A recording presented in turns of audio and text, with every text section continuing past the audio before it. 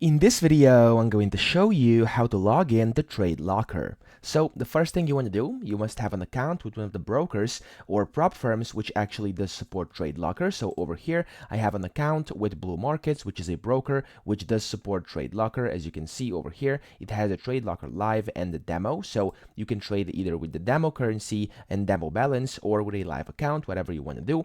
But of course, on their website, there's a lot of different options and a lot of different things you can essentially go for. So let me just show you over here on their website. There we go.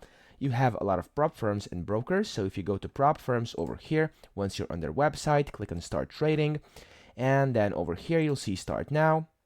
And then as you can see, you're going to see a bunch of different prop firms. And if you do start now over here where it says brokers, you can see all the brokers and you can just create an account over here with one of these because they can connect with TradeLocker. So once you have your account, what you're going to want to do is, of course, to your email, you will receive your login credentials. And then you must go to this website over here to log in, which is demo.tradelocker.com.